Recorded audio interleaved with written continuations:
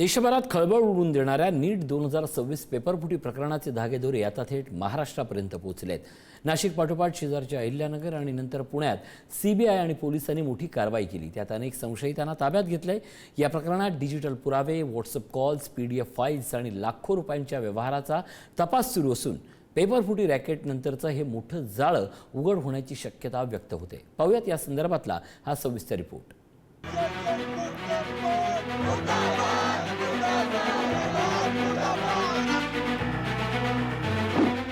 नीट पेपरफुटी प्रकरणाच्या तपासाला मोठं वळण मिळालंय. याच प्रकरणाचे धागेदोरे आता थेट अहिल्यानगर जिल्ह्यापर्यंत पोहोचलेत. सीबीआयनं राहुरी तालुक्यातील धनंजय निवृत्ती लोखंडे या तरुणाला ताब्यात घेतलं. नाशिकमधून चौकशीसाठी ताब्यात घेण्यात आलेल्या शुभम खैरनारच्या चौकशीमध्ये धनंजयचं नाव समोर आल्यानंतर सीबीआयनं त्याचा शोध सुरू केला होता. शुभम पासून सुरू झालेला शोध अहिल्यानगरहून पुण्यापर्यंत पोहोचलाय. शुभमच्या चौकशीतून धनंजय लोखंडेचं नाव समोर आलं. तपासादरम्यान त्याचं शेवटचं लोकेशन पुण्यामध्ये आढळलं. मात्र कारवाईची माहिती मिळताच तो पुण्यातून आपल्या मूळ गावी म्हणजे राहुरी तालुक्यातील माहेगाव महाडूक परिसरामध्ये गेल्याची माहिती समोर आली. सीबीआय आणि स्थानिक पोलिसांनी तांत्रिक विश्लेषण आणि गुप्त माहितीच्या आधारे त्याला ताब्यात घेतलं. मिळालेल्या माहितीनुसार धनंजय लोखंडेनं कर्नाटकातील मंगळूर येथे BAMSचं शिक्षण पूर्ण केलं आहे. तो मागील 4 ते 5 वर्षापासून पुण्यातील वाघोली परिसरात राहत होता आणि वैद्यकीय प्रवेश प्रक्रिया कन्सल्टिंगचं काम करत होता. दरम्यान मुंबई सीबीआय पथकानं अहिल्यानगरमध्ये आणखी 3 संशयितांना चौकशीसाठी ताब्यात घेतल्याची माहिती समोर आली आहे. या तिघांमध्ये धनंजय लोखंडेचाही समावेश असल्याची सूत्रांची माहिती आहे. या सर्वाचा नेमका रोल काय होता याचा तपास सध्या सुरू आहे. या प्रकरणात पुण्यातून देखील मोठी कारवाई करण्यात आली. पुणे पोलिसांनी बिबेवाडी परिसरातून मनीषा वाघमारे या महिलेला ताब्यात घेतलं. संबंधित महिला ब्युटी पार्लर चालवत असल्याची माहिती समोर आली. अहिल्यानगरमधून अटक करण्यात आलेल्या धनंजय लोखंडेला मदत करणं आणि विद्यार्थ्यांना त्यांच्यापर्यंत पोहोचवण्याचं काम ती करत असल्याचा संशय पोलिसांना आहे. पोलिसांनी तिच्याकडून मोबाईल आणि लॅपटॉप जप्त केलेला असून व्हॉट्सअप कॉल्स आणि मेसेज देखील तपास यंत्रणांच्या हाती लागल्याची माहिती आहे. दरम्यान या प्रकरणातील आरोपी डॉक्टर शुभम खैरनारला आज नाशिकमधील किल्ला कोर्टातील सीबीआय न्यायालयामध्ये हजर करण्यात आलं. कोर्टानं त्याला दिल्लीला नेण्यासाठी सीबीआयला 2 दिवसांचा ट्रान्झिट रिमांड मंजूर केलाय. या प्रकरणात आणखी आरोपी असल्याचा संशय असून त्यांच्या शोधासाठी शुभमची कोठडी आवश्यक असल्याचं सीबीआयनं कोर्टात सांगितलंय. आज संध्याकाळी त्याला दिल्लीला नेलं जाणार असून उद्या दिल्लीतील सीबीआय न्यायालयामध्ये हजर करण्यात येणार आहे. दरम्यान नीट प्रकरणाचे पडसाद राज्य आणि देश पातळीवरती उमटत असल्यानं सरकारच्या पातळीवरून बचावात्मक तर विरोधकांकडून टीका करण्यात येते.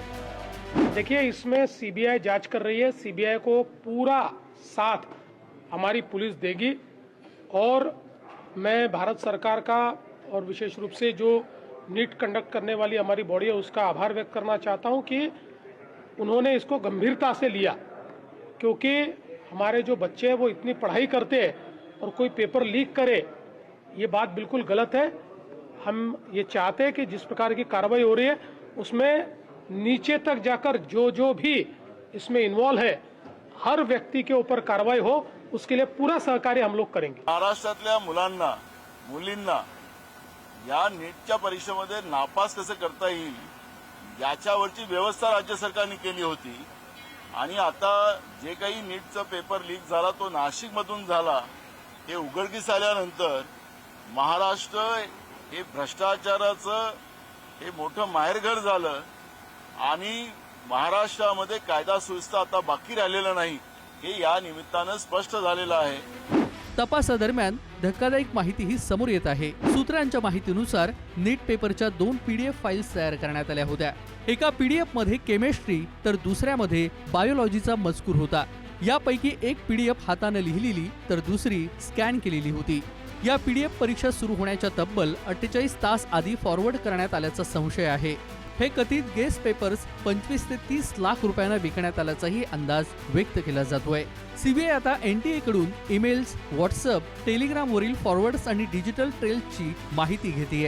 हे रॅकेट नेमकं कुठून ऑपरेट होत होतं याचा मागोवा घेतला जातोय. एजेंसी को दे रखा है ये पेपर लीक, ये एग्जाम कराने के लिए. ये समझ में नहीं आता इन्हें पेपर कराने के लिए दिया गया या लीक कराने के लिए. NTA को दिया गया, नेशनल टेस्टिंग एजेंसी. उसका नाम होना चाहिए नेवर ट्रस्टेबल एजेंसी. मतलब आप समझिए 10 रुपए का बच्चों का जो डाइपर और पैम्पर्स आता है ना, हगीज उन सबों का, वो लीक नहीं होता, इनका पेपर लीक हो जाता है। इतना घटिया इन लोग की व्यवस्था है, और इसकी जांच किसको देंगे? सीबीआई को। सीबीआई कब कौन से नतीजे पे बढ़िया से उतरेगी काम से, कहाँ जाएगा बच्चों का, ये हम बता रहे हैं। अगर ये सीबीआई को गया ना, बच्चों का एमबीबीएस कंप्लीट होगा, तब तक इनकी जांच चलती रहेगी। सुप्रीम कोर्ट के किसी रिटायर्ड जज को इसका एक ऑब्जर्वर बनाना चाहिए, और एक टाइमलाइन के अंदर में कौन जिम्मेदार है उसको कड़ी सजा होनी चाहिए। अगर सजा नहीं होगी तो फिर आज राजस्थान केरल नाम आ रहा है, कल कोई और राज्य नाम आएगा यहाँ पे। दरम्यान या प्रकरणावरून राज्यभरात संतापाची लाट उसळली आहे। मुंबईत युवक काँग्रेसनं सीएटी सेल कार्यालयासमोर आंदोलन केलं, तर पुण्यातील गुल्लक चौकामध्ये महाराष्ट्र प्रदेश काँग्रेसमार्फत जोरदार आंदोलन करण्यात आलं। शिक्षण मंत्र्यांनी राजीनामा द्यावा, विद्यार्थ्यांचं भविष्य उद्ध्वस्त करणाऱ्या सरकारचा निषेध असो, अशा घोषणांनी परिसर दणाणून गेला।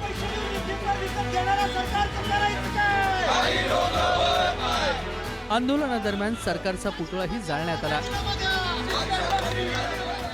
जे सरकार परीक्षा सुरक्षित ठेवू शकत नाही, जे सरकार विद्यार्थ्यांचं भविष्य सुरक्षित ठेवू शकत नाही, त्या मोठ्या मोठ्या गोष्टी करतायत। लोकांच्या घरावर बुलडोझर चालवण्याऐवजी त्यांनी आता विद्यार्थ्यांच्या आणि युवकांच्या भविष्यावर, या देशाच्या युवकांवर त्यांनी बुलडोझर चालवण्याचं काम केलेलं आहे। वारंवार त्याच कंपन्या, वारंवार त्याच घटना घडतायत त्या शिक्षण मंत्र्यांच्या ह्याच्यात। त्यामुळे राजीनामा देण्यासाठी म्हणजे त्यांना लाज वाटते। वारंवार आमची तीच मागणी होती, देशाचे जे शिक्षण मंत्री आहेत त्यांचा राजीनामा तातडीने राष्ट्रपती आणि पंतप्रधानांकडून घेण्यात यावा, त्याचं पत्रही युवक काँग्रेससोबत देण्यात आलेलं आहे। नागपुरात युवक काँग्रेसनं संघ मुख्यालयालगत असलेल्या बडकत चौकामध्ये आंदोलन करत सरकार विरोधात घोषणाबाजी केली। शिक्षण मंत्र्यांनी ही नैतिक जबाबदारी स्वीकारून राजीनामा द्यावा, अशी मागणी आंदोलनकर्त्यांनी केली।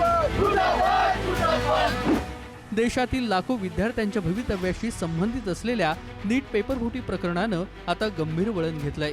तपास जसजसा पुढे जातोय तसतसे नवीन चेहरे, नवीन कनेक्शन आणि मोठ्या आर्थिक व्यवहारांचे धागेदोरे समोर येत आहेत। त्यामुळे ह्या रॅकेटचं जाळं नेमकं किती मोठं आहे याकडे आता संपूर्ण देशाचं लक्ष लागलंय।